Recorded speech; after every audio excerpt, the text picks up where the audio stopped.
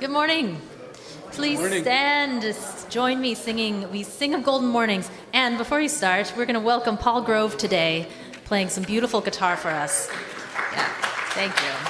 All right, stand, We Sing of Golden Mornings, please.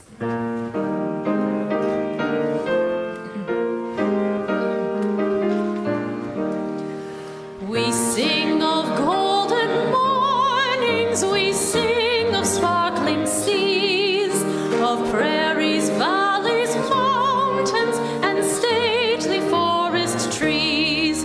We sing of flashing sunshine and life-bestowing rain, of birds among the branches and springtime come again. We sing the heart courageous, the youthful eager mind. We sing of hopes undaunted, of friendly ways and kind. We sing the roses waiting beneath the deep-piled snows. We sing the earth's great splendor, whose beauty round us glows. Good morning, and welcome to the Unitarian Universalist Church of Spokane, where our mission is to join together to create a nourishing, liberal religious home and to champion justice, diversity, and environmental stewardship in our wider world, or as we say in short, create community, find meaning, and work for justice. We're glad that you have us, that you are with us today. Our church is a very welcoming congregation, and we appreciate your unique experiences, background, beliefs, and lifestyles. And if you're one of our long-term members or have been with us for a very short time, or if you're joining us today for the very first time, we're so glad you're with us. And we're also very grateful and glad for those that are streaming with us today. Welcome, and thank you for joining us today. It's my pleasure also this morning to welcome our guest speaker, John Trombold, to the pulpit. I'm looking forward to his insights and knowledge about the ever-changing EV world around us. Before we get started, Lynn, you have some announcements?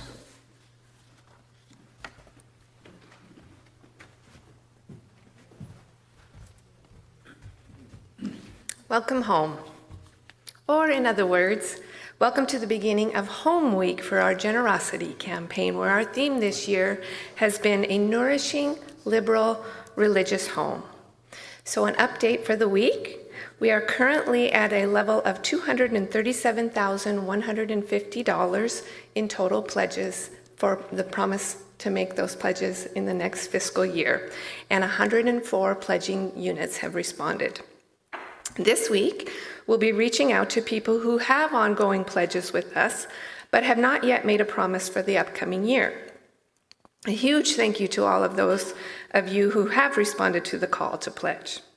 And if you're a person who likes to or plans to make a single contribution, pledging to do so sometime in the upcoming fiscal year is incredibly helpful for us so that we can plan on and know what we can expect to be coming in for the next year. What happens next is a continuing rise in this thermometer and a budget based on what our expected income will be to be presented to the congregation by the Board of Trustees at our annual meeting in June. So each week of our month-long campaign, we focused on one of our 4 words. We heard from Kelsey, related to nourishing, from Bob for liberal, from Todd for religious, and now from me for Home Week. So have you ever had that experience of being a guest in someone's home where you're greeted by the resident, maybe 6-year-old, who wants to show you around? Do you want to see my room? These are my Legos, and here's where I keep my colored pencils. You can see my art on the refrigerator. Do you want me to show you where my cat sleeps? And you smile, and you nod, and you, of course, are very interested, or at least you pretend that you are. Well, this past week, I found myself in the role of that 6-year-old. when I was asked to give a tour of our beautiful church home to 3 young men from Gonzaga taking a freshman religious studies seminar where they were required to write an essay on a religious space. They were referred to us by their professor. None of them had heard of Unitarian Universalism, let alone been inside of one of our churches. I met them outside on the walkway. Come in, come in. This is our front entryway. It leads to our foyer. These doors were designed by Harold Belaise. Do you know of his work? We have a sculpture out back. I'll show you. This is our beautiful sanctuary. See how the light spills in? This gorgeous banner here hangs permanently, but our smaller one, made by the same fiber artist, changes seasonally. Here's our kitchen. There's a lot of coffee made in here. The right side of our oven doesn't work, but we'll get that fixed soon enough. Let me show you our chapel. Oh, and let's go outside to our memorial meditation garden. This carved cedar gate is a replica of one that stood on the grounds of our partner church in Transylvania, now Romania. Oh, look at this beautiful basalt water feature and the columns where we engrave names of those who have gone before us. Oh, let me show you our labyrinth. Oh, wait, let's go down the RE wing, where our rooms are named after well-known Unitarians or people who have made a difference in the world in a way that we admire. Look here, Sanger, Potter, Bartok, Thoreau, and on for a little more than an hour.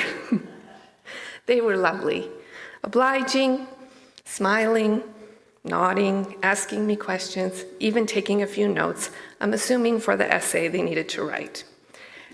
After they left, like any other 6-year-old, quite proud of their home, I thought, oh, darn it, I forgot to show them our compost bin and our raised garden beds. Surely they would have loved that. Our church home is stunning, and I truly was proud to share it. But being a part of a church home goes far deeper than our beautiful building. Being home for me means being grounded, rooted, and belonging. It's a place where the key is under the mat and the porch light is on. It's a place of connection with others, comforting when necessary, as we share our joys, our sorrows, our milestones, but also a place that readies us for tomorrow in a world that can be harsh and cold sometimes. Here, we develop and demonstrate courage, taking us right out of that comfort zone, doing good work that matters in our community and beyond in the wider world. Home is where you learn, grow, and thrive. It's where you can get your questions answered. Or, in our case, as Unitarians, it's where you can get all your answers questioned. It's a place where we can be ourselves and restore ourselves when feeling weary. It's a place where we can connect, find a purpose, and make a difference in the lives of others. I know that's how many of you feel here too, or you wouldn't be here.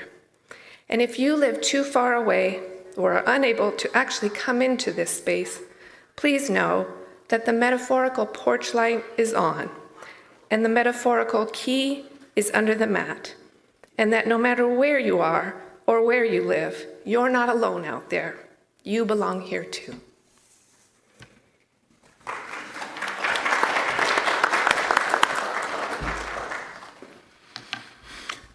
Thank you, Lynn. Why don't we now take a few moments just to greet each other, say hello to someone you have not met before.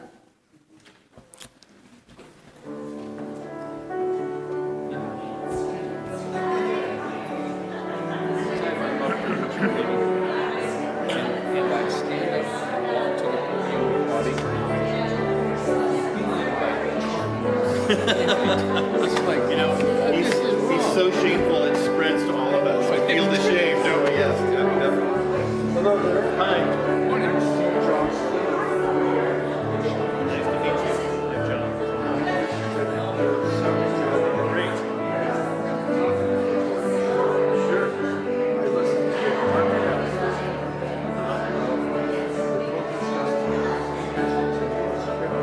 Yes.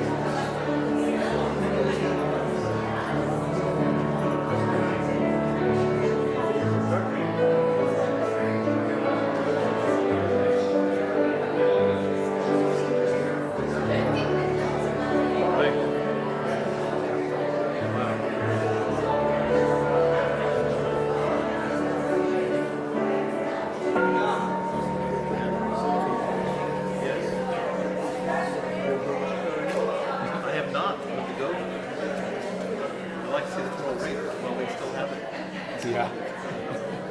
I'll be listening. Yeah.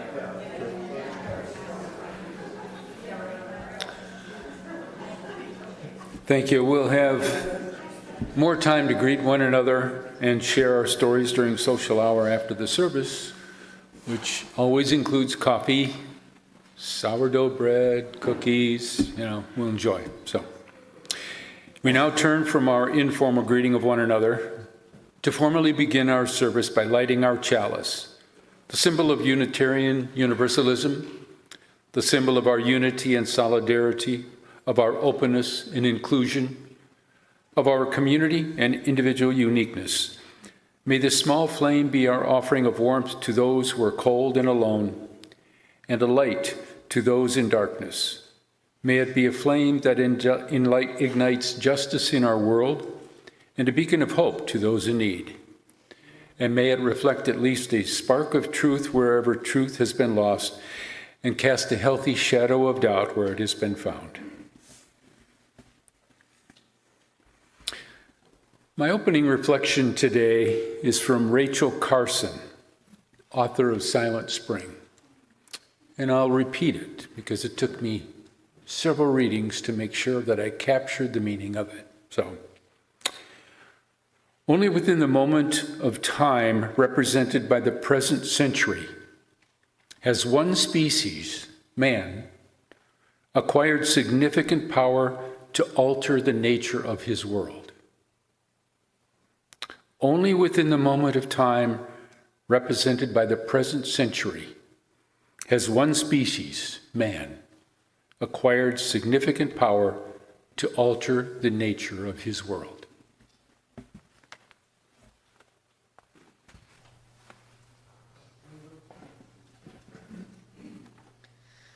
Please stand, join me for Find a Stillness number 352.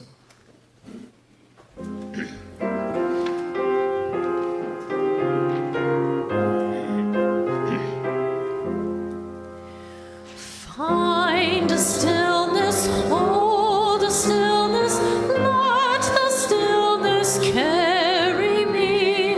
Find the silence, hold the silence, let the silence carry me. In the Spirit, by the Spirit, with the Spirit giving power, I will true harmony. Seek the essence, hold the essence, let the essence carry me. Let me flower, help me flower, watch me flower, carry me. In the Spirit, by the Spirit, with the Spirit giving power, I will find true harmony.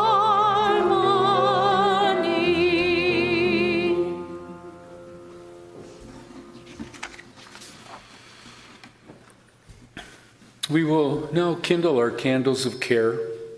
And each time as we gather, as a congregation, there are always those who are with us in our minds and our hearts, and who we want to wrap in our love and care. We kindle candles of care for those in Ukraine and the Middle East who are facing the continuous struggles with the battles that are taking place there. Let us share a moment in silence, embracing others who are here and here in our hearts and minds this morning. And you're welcome to share their names out loud if you're comfortable.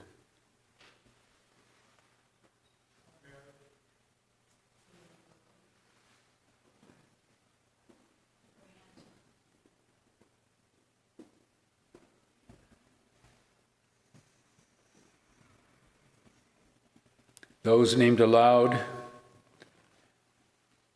and those embraced in our silence, and all those who are suffering elsewhere in our world at this hour, we hold in our community of compassion. And we now gratefully give and receive this morning's offering, which sustains this community and its mission to the larger world.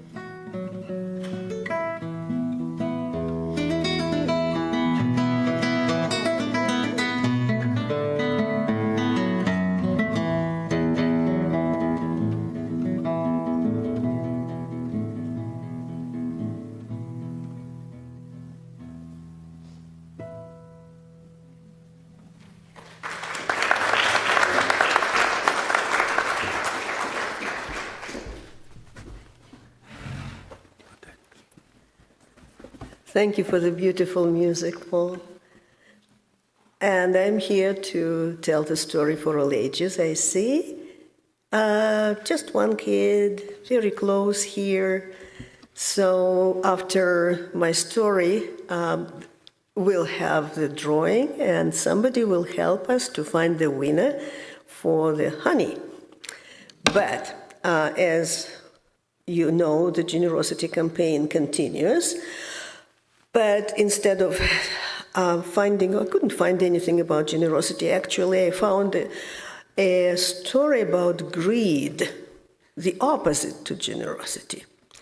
And it is an old English tale, which is called A Tale About a Baker's Daughter.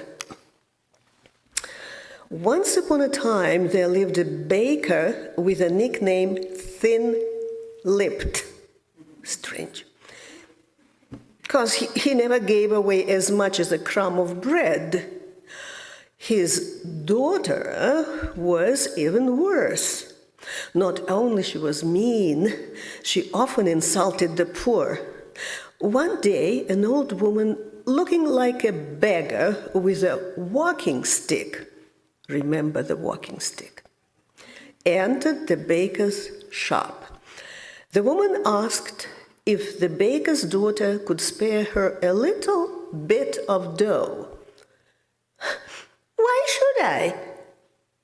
If I give dough to everyone coming through this door, there won't be any left, said the daughter. Sorry, said the old woman, I don't have any money and I'm hungry, she mumbled. Whose fault is that? Said the baker's daughter, and then added, think yourself lucky today. I'll bake a small portion of dough for you. The girl pulled a very small piece of dough off the floury lump on the table behind her. Then she placed that piece into the oven beneath the tray of big, well-shaped loaves. Soon the girl opened the oven and, to her great surprise, she saw that the woman's dough roll appeared to be the biggest loaf there. Oh, I am not giving this to you if that's what you think. You'll have to wait, said the baker's daughter, and twisted off another tiny piece of dough, half the size of the first small piece. She shoved it into the oven under another batch of her big balls of dough. But sometime later, the tiny piece of dough swelled even more than the first piece. Oh, no, certainly not this one. The baker's daughter squeezed off a third piece of dough, as small as her thumb, and shoved it into the oven under the batch of cakes, and then slammed the door in anger. After a while, the girl opened the oven and was shocked to see that the third piece was the biggest of all loaves of bread. Why, what the... Who are you? The baker's daughter turned to the beggar woman. Tell me, who, repeated the old woman. That's all you'll ever say again. The old woman raised her stick and touched the girl's shoulder with it. At once, the baker's daughter turned into a bird and flew straight through the door, crying, hoo, hoo, hoo, hoo, hoo, hoo.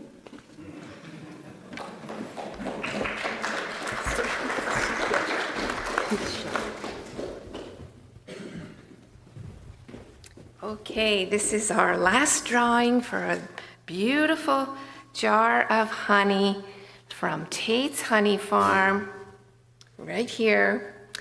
And that will be either given or delivered or shipped to somebody who has pledged to our church for the next fiscal year.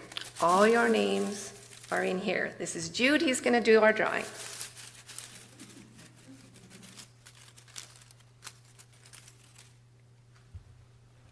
You want to read it?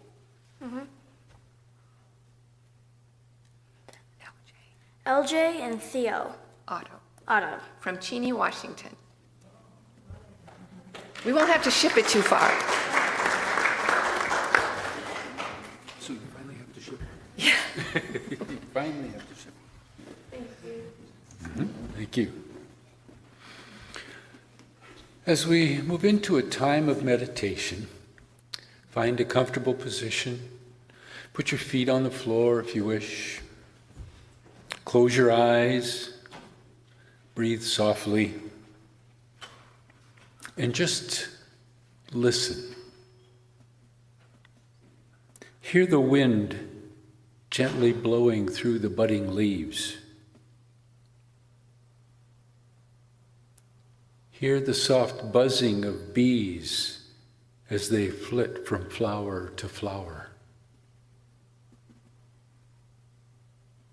Hear the birds twitter and chirp as they feed in the morning and evening.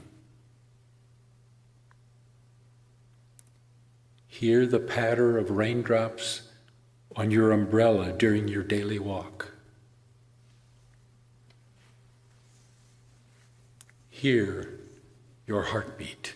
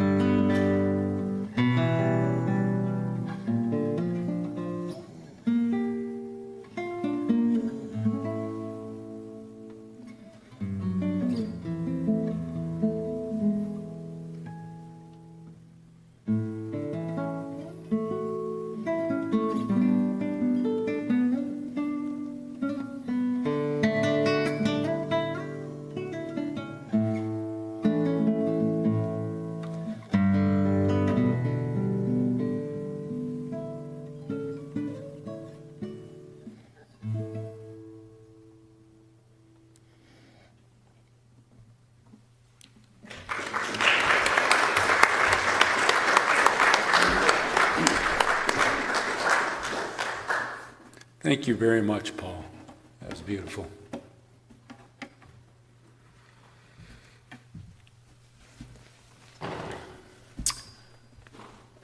John Trombold is a Spokane resident who administers the Nextdoor group Electrify Spokane, which focuses on electric vehicle adoption and home electrification.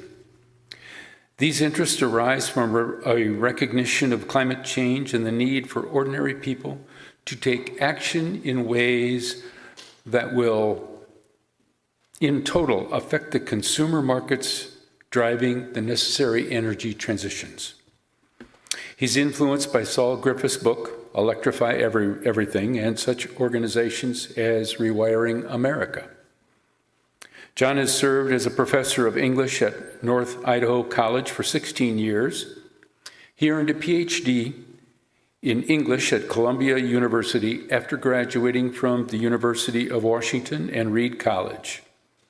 He drives an electric vehicle and has installed solar panels and a heat pump, along with an induction stove, in his home. In that home, he shares with his wife, Brent Davies, and his teenage sons, Charlie and Ben. Please join me in welcoming John Trombold.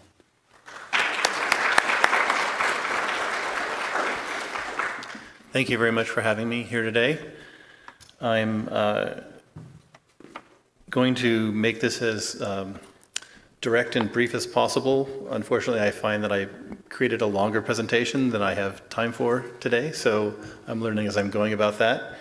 I'll just say that my first affiliation or organization was in high school, at Mercer Island High School, where I was a member of the infamous Committee to Save the Earth. We managed a recycling center there, and as part of that work, I learned about the economics of recycling and that metals are valuable for recycling and the most economically viable thing to be recycled, the reason being that they require a lot of energy to make. And so I saw the connection between environmental politics and the politics of energy then. And in the following years, I faced a debate topic, which was national at the time, and the debate resolution was, should the United States adopt a national energy policy? And to this day, 45 years later, we still do not have a national energy policy. So that's part of our problem. We are instituting policy through other means, through the tax code and the like, and through such legislation as the Inflation Reduction Act, which was passed a few years ago and now is being implemented, which has strongly affected the economics of alternative energy, new technologies that are being implemented, including the supply chain, the battery production, for example, for electric vehicles.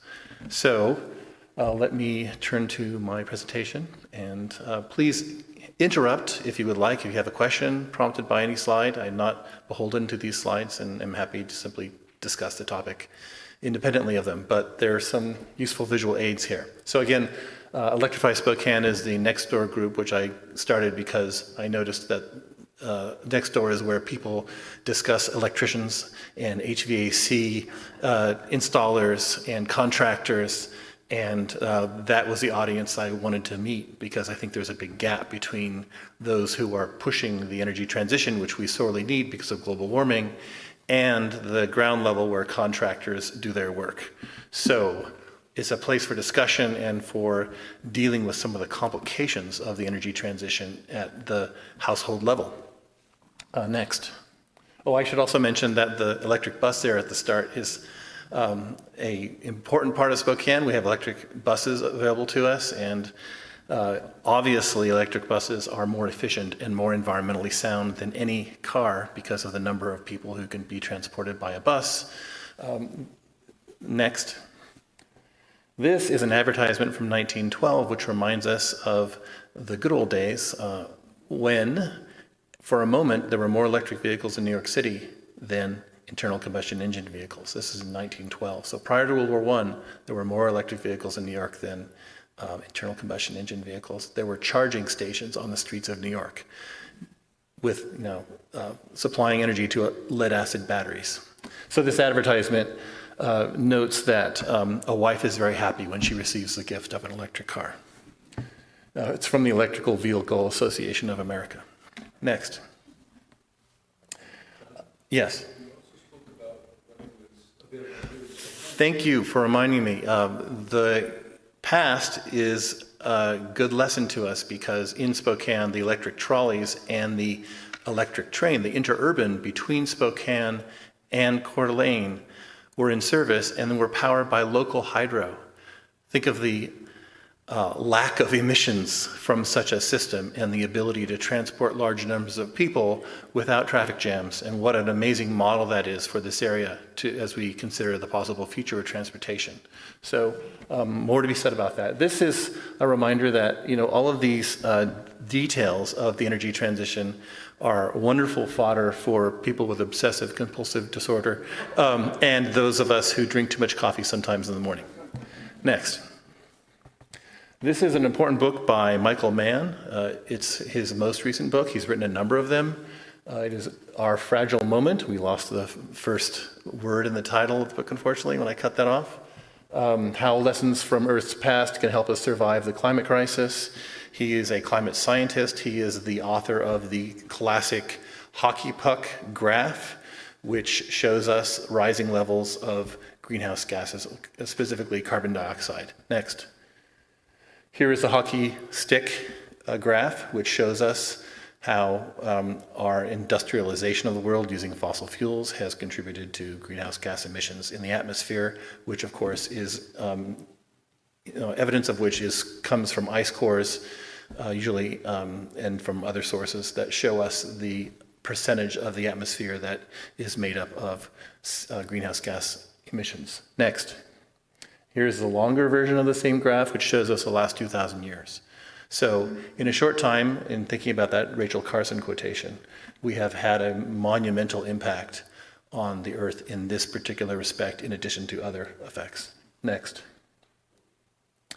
This is a reminder of ordinary aspects of our internal combustion engine system that we take for granted and see regularly without giving them a second thought. The oil that drips from cars on our highways and roads and in our garages makes its way to our rivers and streams. Next. This is something new. In the last few years, almost all of the local ski areas have invested in snowmaking machines, which is symptomatic of global warming because our ski season is shortening. To make snow, you have to have freezing temperatures and a water source, and so it's possible to manufacture snow for those lower slopes closer to the lift where people need to go to the bottom. So the climate is changing, and this is evidence of it. Next. More obvious symptom of climate change is the drying forest and the increasing tendency for frequent and severe fires. And recent fires in Medical Lake and north of Spokane, known as the Oregon and Gray fires, had a big impact in burning hundreds of houses. With that, we should note that insurance companies are taking stock of the increased risks, and in California and Florida are declining to insure some houses, and so people are faced with that reality and forced to sell their homes at a much lower price than they might have bought them for in some areas. In Eagle Ridge and Cheney, I know that some insurers are declining to offer coverage for homes when they had previously. So that is a local effect of the trends that I'm discussing. Next, color live in what's known as Cancer Alley. There's a very high rate of cancer among the communities that live in close proximity to oil refineries, which, by the way, also use an enormous amount of electricity to refine the oil into gasoline and other products. Next. This is from the Niger Delta, just a photograph from a news article which recounts the half century of oil spills in Nigeria, which is associated with the oil extraction there. So the consequences are widespread, and these regular oil spills often pass without much media notice. The bigger events such as the BP Horizon disaster in the Gulf of Mexico, or say the Valdez spill in Alaska before that, attract a lot of media attention before, of course, it fades from media, which is, has a short memory. Next. This is a girl in London who died a couple of years ago. She died of asthma. She had a serious asthma attack. She had regular problems with asthma. She lived on a street in London which was frequented by trucks, which they call lorries there, and the diesel particulates affected her badly. And so when she died, the coroner in London identified air pollution as one of the causes of her death. Next. So, on that note, the shift to EVs could prevent millions of childhood asthma attacks. This is from an environmental newspaper called Grist, which is based in Seattle. Next. This is a reminder, this article about a lawsuit, that in the United States there are tens of thousands of uncapped wellheads. They're called orphaned wells, which are no longer productive, that emit a lot of methane.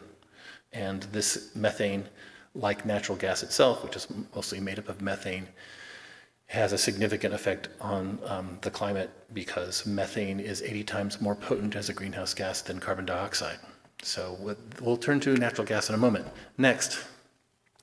This is a tar sands mining operation in Alberta, Canada, which is a petrostate, could be compared to Saudi Arabia, Russia, or Texas because of its focus on the extraction of fossil fuels, much of which comes into the United States in pipelines. It's bitumen is what it's called. But the area affected by this strip mining there is compared to the geographical area of the entire state of New York. So it's quite enormous, and our fossil fuel dependency requires extraction of this kind. Yes, next. So as we compare supply chains, we need to recognize that every product has an environmental cost, and that is true of electric vehicles as well, because the lithium-ion battery, which is a technological revolution making these cars possible, often includes cobalt, and most of the cobalt is mined in the Democratic Republic of Congo. This is an artisanal mine in Congo where there are no regulations and there is labor exploitation. There's child labor in these mines, and sometimes children are killed. So labor organizations have raised the issue, and this is an important issue of the supply chain for lithium-ion batteries, one that we cannot easily avoid, I think, as consumers, because this phone has cobalt in it, as do all cell phones. The catalytic converters on internal combustion engines have cobalt in them. That's why people steal catalytic converters, because of the value of the cobalt that's in those converters. So every vehicle, whether electric or not, in the lot of the church currently has cobalt in it. And it's good to be mindful of the realities of supply chains around the world and the economics of these things and the social costs. There's no easy solution, but they nonetheless need to be addressed. In the Democratic Republic of Congo, most of the mining operations are owned by China, which makes it even more difficult for the United States and the Americans to influence the results, but we have our own mining history and legacies to consider as well. Next, this is a cobalt mine in Salmon, Idaho. So it's very interesting that there is the possibility of cobalt production here. This is on, I believe, Forest Service land, and it is an environmental issue because there's a history of mining there. There's also a history of mining in the Silver Valley, where, as my students know who do research on the Silver Valley, and some of whom come from those mining communities, the tradition in the United States is for the externalities of the market to be ignored by the mining companies and the shareholders who make profit. The externalities, namely the toxic materials that they leave that drain into Lake Coeur d'Alene through the South Fork of the Coeur d'Alene River, are addressed by government. So the Superfund site that has been established there is spending $1 billion on cleanup. Sometimes mining companies pay fines for pollution, but generally speaking, our history is that externalities to the market, namely environmental destruction and even global warming, are not something for which the polluters must pay, right? That is part of our legacy, this question of what makes a market and who pays for what. Next. So here's just a headline reminding us that our phones have cobalt in them, but recently electric vehicles have surpassed phone use of cobalt. Next. And there's some data about where things come from. Australia is well situated for the energy transition despite its dependence on coal historically, and it does export a lot of coal to China, which is another issue. But this is a reminder that the DRC is the main source of cobalt currently. Next. So the energy transition does not move in a straight line, and it's full of contradictions and questions of identity as well as politics and economics. I found this quite amusing to see a Tesla owner has an anti-Elon sticker on the car, and I think I know whose car it is. It was Paul Lindholtz's car, and so I'm not surprised by that discovery. Next. So again, culture, politics, economics, energy use, they're all mixed together. And this person seems to feel that there's a religious connection between himself and his gas tank. Next. So, perspective. Tesla makes the most electric vehicles purchased in the United States. In fact, the Model Y is the most popular car in the world, which is an extraordinary achievement for all of Elon Musk's faults. And I could take a long time to enumerate them for you, but we don't have time. Other companies are struggling to catch up with what Tesla has done, and they dragged their feet, and they hesitated, and they dilly-dallied. So Tesla has shown them it's possible to make electric vehicles profitably, and that is a monumental achievement that is very important to remember, even as we recoil in horror from Elon Musk's personal politics and some of his actions. Next. This shows you the trends of purchases of battery electric vehicles and plug-in hybrid vehicles, so BEVs and FEVs, if you like, globally, and you can see the trend line, right? The United States is following in the wake or behind China and the European Union. So these other parts of the world are more advanced in this transition than are we. Next. Here we see in the United States, we have now surpassed the 1 million vehicle per year mark in EV sales. Next. And here we see the relative decline of internal combustion engine sales and the increase in electric vehicle sales. Next. More data showing the trend despite the news this quarter about Tesla's rough quarter and also the news about the decline in the growth rate of new EV sales, a fact that's been twisted and misrepresented in headlines. The overall trend is for massive increase in the adoption of electric vehicles. So that trend is not stopping. The issue is the rate of change. How fast will we execute the change? How quickly will we execute the energy transition generally from fossil fuels to electricity? And before I forget, I'm going to mention Saul Griffith's book, Electrify Everything. He's an engineer who lives in San Francisco. He's from Australia. His book is a very valuable source. I have 2 copies left to loan to people. You can borrow that and return it to me or loan it to somebody else who has an interest in that topic. I also recommend Abe Books for used books. And this book is 1 year old now, so it's the perfect time to pick up a copy of that used. Next. So EV prices are declining, and they're getting close to the cost of the average internal combustion engine vehicle. The thing to also consider is that the total cost of electric vehicle is less over time than an internal combustion engine vehicle because of the high cost of maintenance and fuel for an internal combustion engine. So that's really something to consider. The more miles you drive, the more you save if you drive an electric vehicle rather than an internal combustion engine vehicle.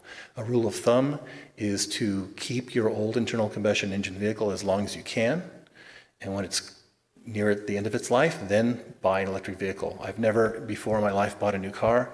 I've used only used cars in my life until a year ago when I bought an electric vehicle. So it was the first time I've ever done it.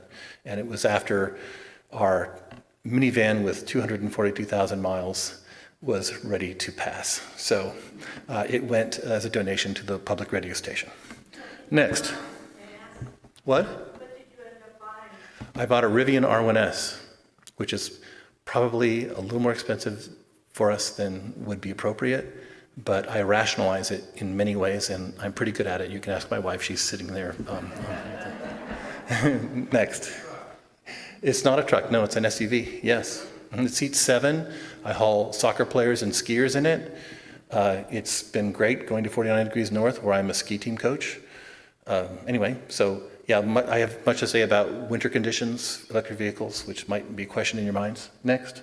Oh, that was a slide about lithium prices, lithium-ion batteries. The cost of those is declining rapidly, and that is extremely important for the energy transition.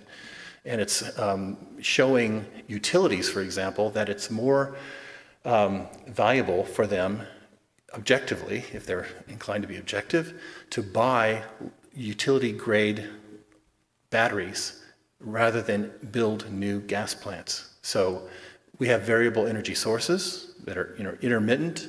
With batteries, we can provide a buffer and avoid the costs of some new energy plants that pollute. So batteries are an extremely part of the energy transition. Next. This is a very important depiction of the relative efficiencies of the internal combustion engine, a hybrid vehicle, and an electric vehicle. And this is the kind of thing that the engineer Saul Griffith dwells on at length, because it is a key to the practical value of the energy transition that we're making. When we electrify, we rely on electric motors or heat pumps, which are far, far more efficient than combustion sources of power. So the gas car uses only a fraction of the energy available in gasoline. Much of the energy goes to noise and heat, right? Which is very important if you're 17 and need to make an impression on the world. And some people complain about that. Electric vehicles are too quiet. They're too, smooth. They're too this or that. Or they don't have a soul. Well, because they don't make so much noise is what is going on. Yeah. The electric vehicle is extremely efficient, and therefore the aerodynamic issues of vehicles traveling at high speeds loom larger. In other words, there's a reason why Teslas are shaped the way they are. They are extremely aerodynamic. We don't notice aerodynamic issues as much with gas cars because they're less efficient. And so those of you who know math can tell me how it is that a percentage of the how it affects the percentage of energy used. So it's more obvious in an electric vehicle how aerodynamic your vehicle is than it is in an internal combustion engine, because internal combustion engine vehicles are less efficient. Any engineers in the room? Anyway, next. This is a Ford F-150 Lightning. It's an electric vehicle, and this man works for the water department, and they have 8 of them, he told me, and he's not an EV nerd or an energy nerd, but he enjoys the torque of the vehicle. He likes the truck. He knows that it's perfect for stop and go driving all day. Yes? I don't know the answer to that. I think there might be options, and there's also option with battery size with the trucks. So in the case of city utility vehicles, one of the advantages is I don't think they need such large batteries to go long distances. And the regenerative braking in electric vehicles is a wonderful thing if you're doing many stops, right? If you're delivering things, you're doing the last delivery for Amazon and the like, or the post office. If you use an electric vehicle, you don't have to brake. In fact, I never use the brake on my electric vehicle. The braking is done with the resistance of the motor, which has only one gear. So when I take my foot off the power, it slows down quickly, rather as it is done when you're going downhill and you shift into low gear to slow yourself down and not rely on your brakes so much, right? The inertia of the engine is a factor in slowing you down. The same thing happens with an electric motor. The benefit of electric motor, though, is that it generates electricity from the braking action of the motor, and that electricity goes back into your battery. So you actually gain battery power by going downhill in an electric vehicle. Next. This is the Kia EV9. It's in Portland, and just so you know, Hyundai and Kia are doing amazing things with new battery and technology and electric vehicles in general. So keep in mind that some companies are doing better with the energy transition than others. Legacy automakers in general are struggling because they have invested 100 years in research on internal combustion engines and how to make them. It's new, and the pure electric vehicle companies have an advantage. They're more nimble. They can do more and produce quickly. The Fords and GMs of the world are challenged. Ford is doing pretty well. GM has had moments, and some of their vehicles are good, and they're getting better. But Kia and Hyundai are doing very well, and they have a very impressive charging curve for fast charging. And I'll say more about that in a moment. Next. This is a Chevy Bolt. A neighbor of mine, Kurt Gauss, bought one in December for $18,000. EVs that are below a certain price, I believe it's $45,000, are not subject to state sales tax. So that's a wonderful benefit. Also, they're eligible for the tax credits that are part of the Inflation Reduction Act, which is complicated and specific to each model of car. So if you have questions about any of these things, by the way, you can always ask at the moment, or also in my group, Nextdoor group, Electrify Spokane. Go ahead. Probably revamping the Volt. They had trouble with, so the Volt was a hybrid. The Bolt is a pure BEV, a battery electric vehicle, and it has a range of 260 miles, and it's ideal for a daily commute and grocery shopping, which is what most of us do. The average American drives only 30 to 40 miles total per day. We think we need extraordinary range. In reality, we don't. Even our long-range trips are getting easier with electric vehicles because of the proliferation of charging stations. But I'll say more about that in a moment if I have time. Good. Next. So this is from an app called PlugShare. You can download PlugShare and enter the name of any city and see where all the chargers are, the public chargers. And then you can tap on them and see what kind of charger it is and how many people are currently using them, and see people's comments on the chargers. So some charging networks are better than others. I have to say, Tesla has the best charging network in the world on 3 continents. They're very reliable, they're very well engineered, and they have over 50,000 superchargers in the United States. So it is called PlugShare. And it's blue and white, has a blue charging plug on it. And so next, this is commentary in PlugShare about chargers. And specifically, they're commenting on the Tesla station in Moses Lake, which is very important because it reminds us of the sea change that has occurred. Since December, it has been possible for non-Tesla vehicles to charge at Tesla stations, which has been very important for me with a Rivian, because Rivian and all non-Teslas rely on CCS, that's the Common Community Standard. Tesla has the NACS, North American Common Standard, and Tesla is now becoming the absolute standard. Tesla is opening its stations up to drivers of non-Tesla vehicles.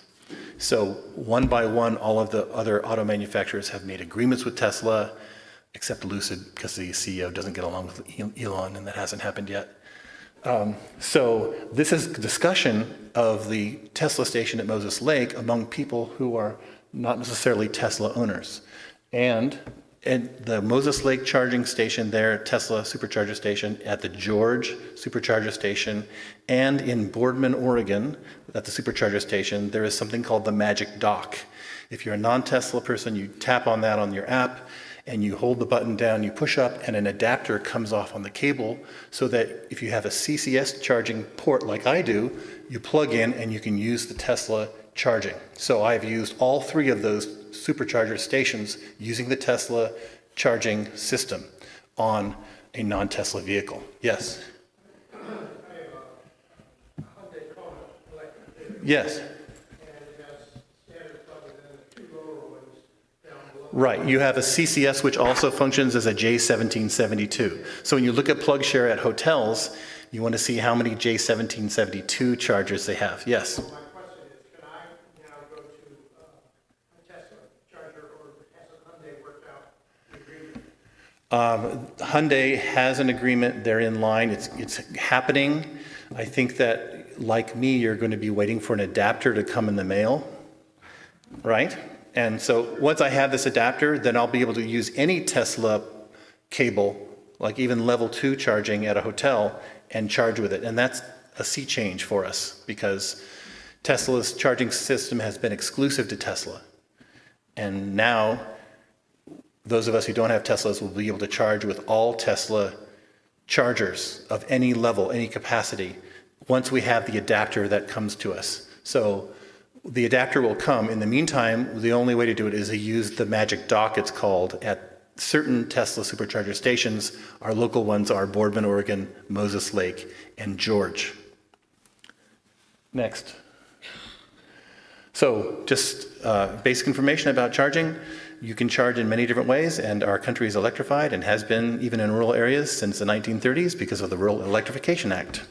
So the NEMA 1450, there's a multi-prong one on the left, is the kind of plug you have that serves your washer and dryer often, right? That is a good way because it's higher voltage, it's 240 volts, and it's faster than level 1 or 120 volt? We're 120 volt in the, 110, excuse me, thank you. So we have used 110 volt in our kitchens and our households, and we can charge our electric vehicles with that. It's very slow. It's important to know this though, because, and I just found this is very important for me when I first started thinking about this, is, well, what happens if I run out of power, right? Because I don't know about the system that I'm going to be relying on. And then I realized, oh, I can go to any recreational vehicle,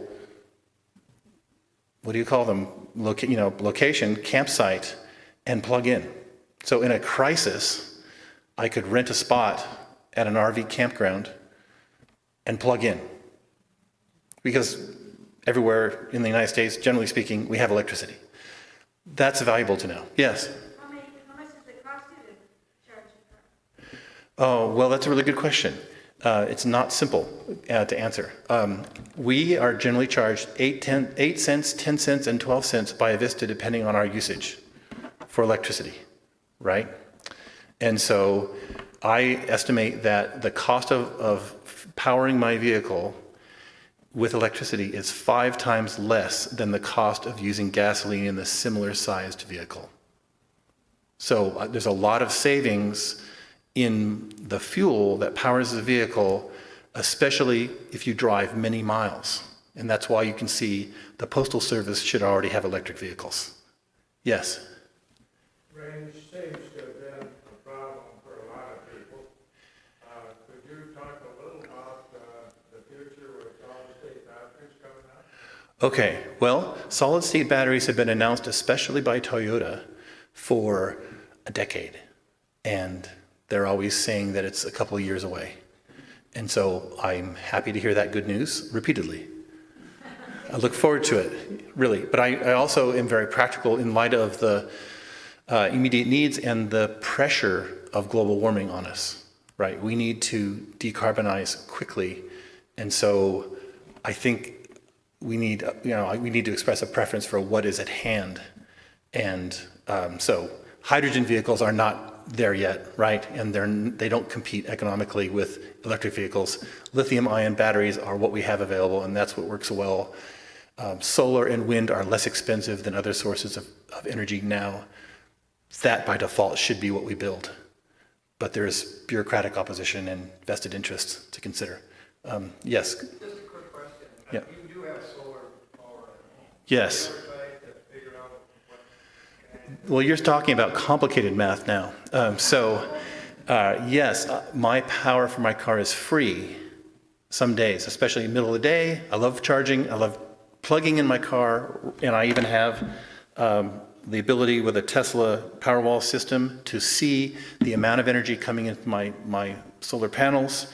And I can see the household demand. When I plug in my car, I can see how much that demand increases. And I can actually see the power going from my solar panels into my car. And that's magical. Because a few years ago, that was not technically possible, right? So, but the thing, of course, is the solar panels have a cost.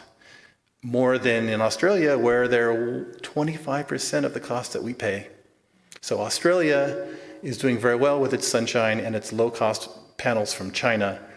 In Sydney, they have so much solar power on residences that they have negative pricing of electricity in the middle part of the day. Yes? just kind of the anomaly Next. The Electrify America, what we have around here, Yes. are 56 cents per kilowatt hour. It varies, actually, yes.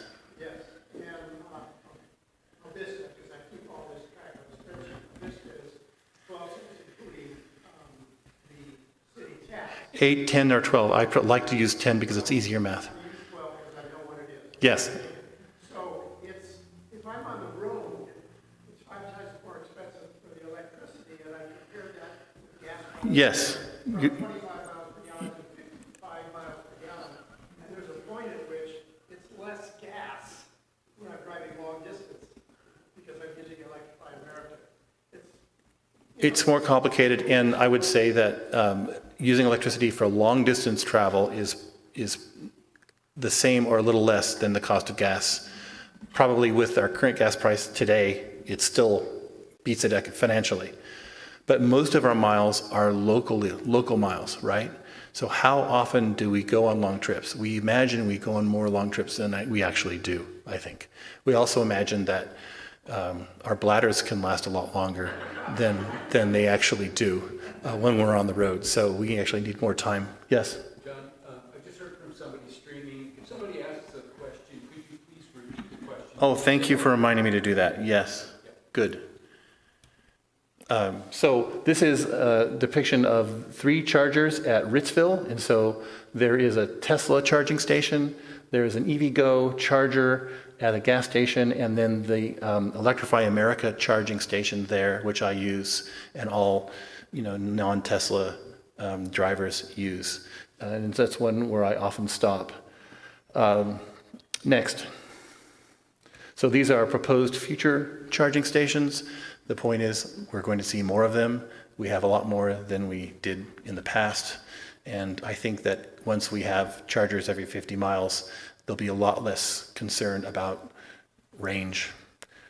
Even now, I find range is not an issue for me at all. I've driven recently in the last few weeks, taking my son to college campuses to Bozeman, Missoula, Bend, and Bellingham. So he's 18. Occasionally, he's a bit impatient with the additional, time for charging. I would say it's another 30 minutes to an hour, depending on the length of the trip, because of the time it takes to charge my car. But then again, it doesn't hurt me to stretch my legs a little bit more. And sometimes we buy burritos and eat them in the car while we watch the charging happen. And then I'll just add the anecdote that we were in North Bend at the Electrify America charging station there the other night.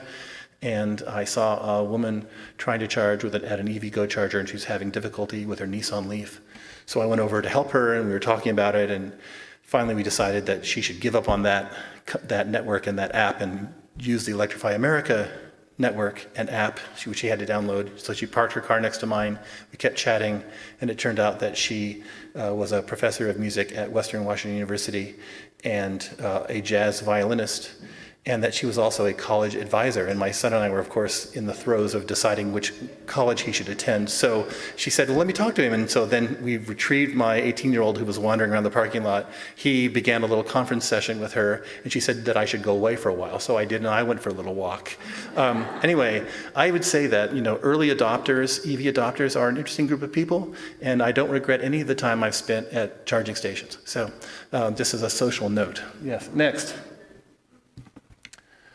So this is at Ritzville at the Electrify America station, and you can see how many kilowatts I'm getting, 213 kilowatts. So that's a pretty decent speed of charge. Remember, Kia and Hyundai have the best charging curve, so that as the chargers improve and their speed improves, those kinds of vehicles are going to be able to take advantage of it the best. Porsche also, by the way, has an amazing charging curve. So these technologies will trickle down and become more universal. Next. So these are the supercharger stations I mentioned, one in George and one in Moses Lake, and this is from the Tesla website, and it identifies them as superchargers open to non-Tesla. If you are doing this for the first time, it's helpful to have a friend who you can call. A number of my friends have gone to Seattle and bought electric vehicles, and then on the way home have called me at charging stations, so I've helped them through the initial steps. The first time you do it, it's a new world and it's a little bit breathtaking. Right? Once you've done it a couple of times, it's not hard. It's not as scary as it is at first. Next. Here is the Tesla station in Boardman, Oregon. Beautiful Boardman, Oregon. And I'm using a Rivian to charge from a Tesla. And this was in December. So that was, again, a sea change for the charging network locally. Next. All right, so for the engineers, this is the energy flow matrix in the United States, and this is the kind of thing, a Sankey diagram it's called, that Saul Griffith loves to pay attention to. In the bottom paragraph, which is too small for you to read, it mentions that the primary energy required on the left side is actually an estimate that can be challenged given the greater efficiencies of electric motors and the longevity and in other words, again and again we find electric motors are very successful. We have electric generators in dams too. How long have they lasted? You can think about the longevity of the parts. Internal combustion engines have belts and carburetors and ignition systems and other moving parts. And if you have a used car, you learn about them all because you have to pay to have them all replaced.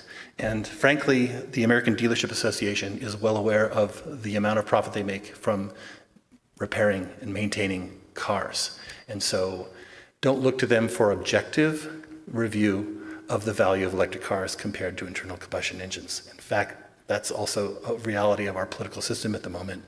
There are vested interests that resist the change for financial reasons.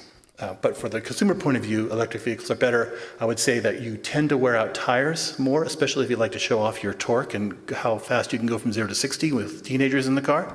Someone I know might do that occasionally. And the other issue is if you get in an accident.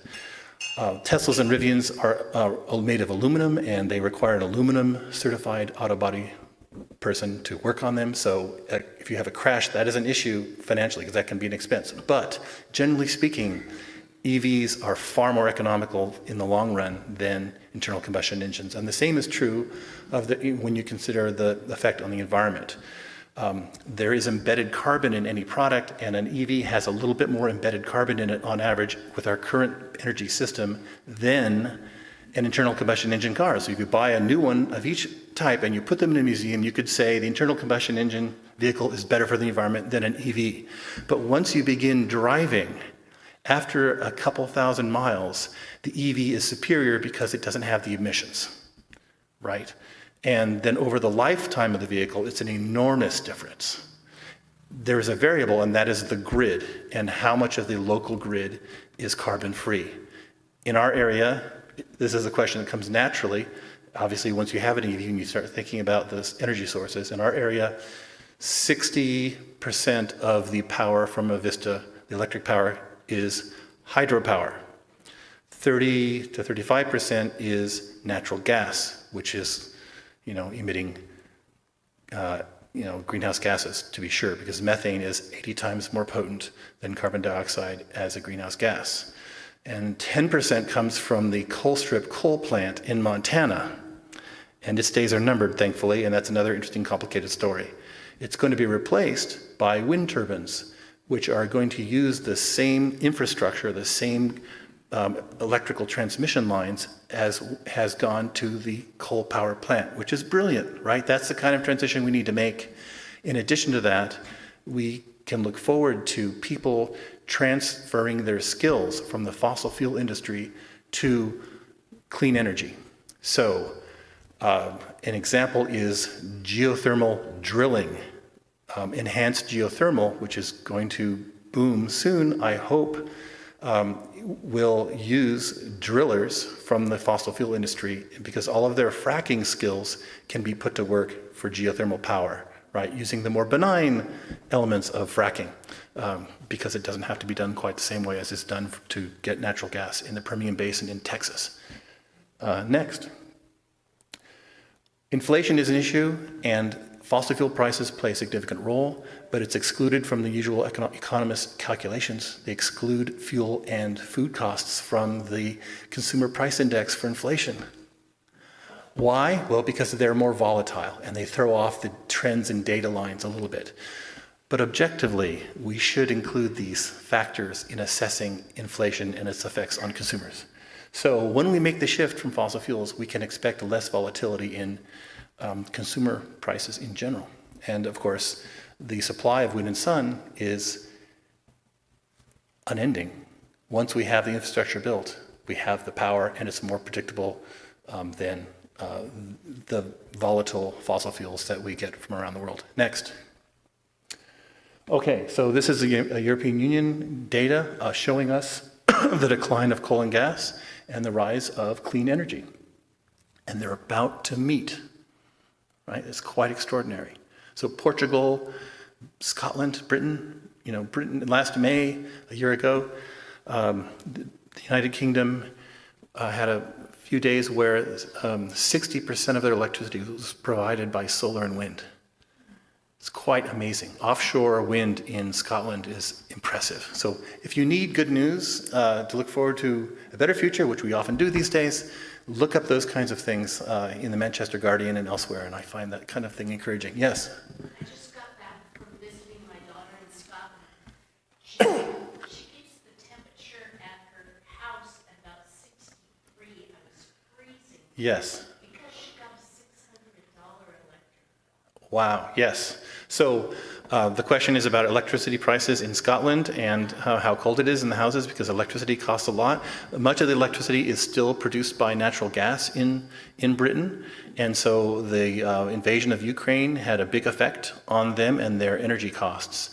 The good news related to that is that there and throughout Europe, there's been a greater impetus for replacing gas with alternative energy or clean energy. So there's more solar installation happening and more heat pumps, which are very energy efficient because they don't make heat. They use heat exchangers to bring heat from outdoors in the air or in the ground to the house, rather like a refrigerator does. A refrigerator takes heat from one area and puts it in another.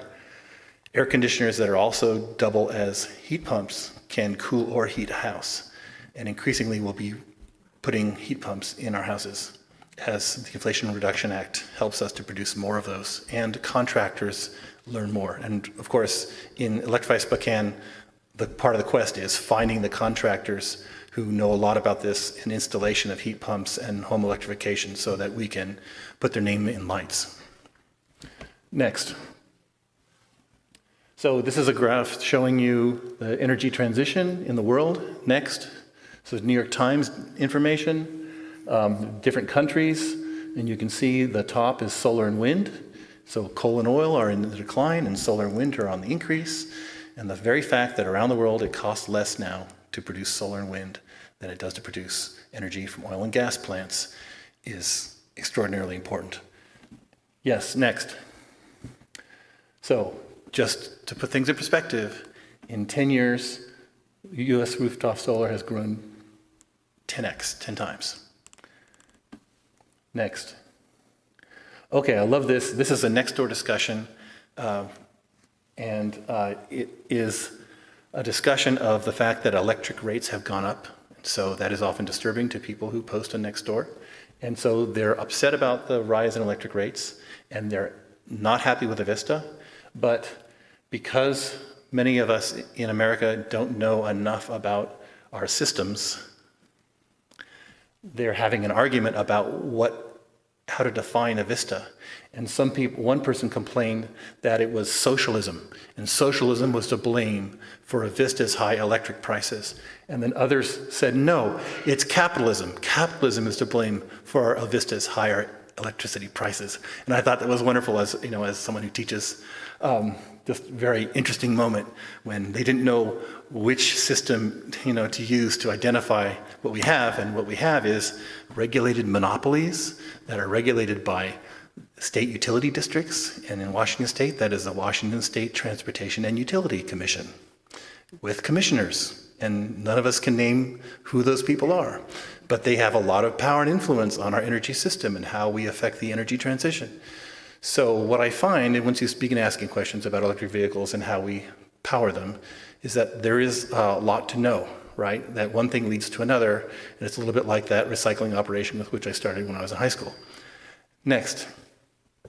This is about invested interests, and of course, since Citizens United, we have a hard time tracking money flows. We need campaign finance reform, right, so that we can address these questions directly. So if you have extra energy after you've finished home electrification and EV adoption, you can then reform the American political system so that we can make further progress. Next. Oh, this is a Vista's advertisement telling us, while using the money we pay them, that natural gas is best because it can be relied on when wind and solar are not available.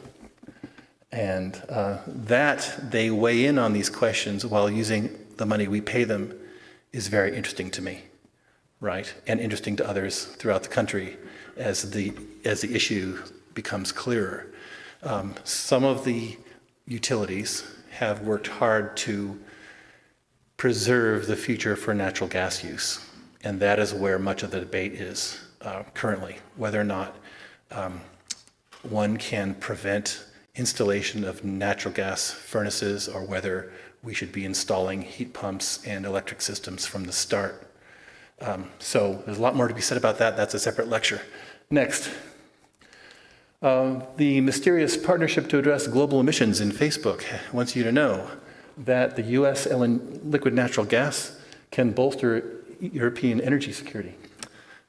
So they're opportunistically playing on Putin's invasion and letting us know that liquid natural gas is very important. We are producing enormous amounts of liquid natural gas and exporting it. So we're now exporting natural gas, and that affects our natural gas prices for the first time.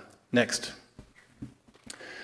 More news and an advertorial from River Partners about a dam. This is a Wall Street Journal headline that is not very accurate depiction of what's happening at Rivian. So, there are ups and downs of startups and so forth, but also tendentious headlines are noticeable. Next. This is money flow. So it tells us how our political system operates on money and works to support fossil fuel interests. Next. This is a great headline from the Washington Post. The oil executives had a convention and chuckled over how it's a fantasy to reduce our use of fossil fuels. So I would disagree. Thank you.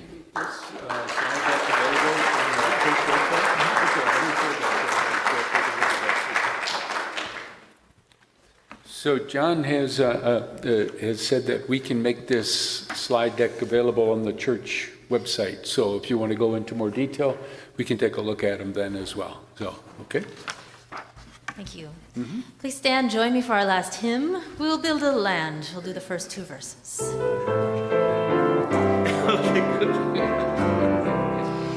We'll build a land where we bind up the broken. We'll build a land where the captives go free, where the oil of gladness dissolves all mourning. Oh, we'll build a promised land that can be. Come, build a land where sisters and brothers, anointed by love, may then create peace, where justice shall roll down like waters, and peace like an ever-flowing stream. We'll build a land where we bring the good tidings to all the afflicted and all those who mourn, and we'll give them garlands instead of ashes. Oh, we'll build a land where peace is born. Come, build a land where sisters and brothers, anointed by love, may then create peace, where justice shall roll down like waters, and peace like an ever-flowing stream. Our closing words today come from Dean Koontz. All human lives are so profoundly and intricately entwined, those dead, those living, and those generations yet to come, that the fate of all is the fate of each, and the hope of humanity rests in every heart and in every pair of hands. Amen. Blessed be. Salam alaikum and shalom.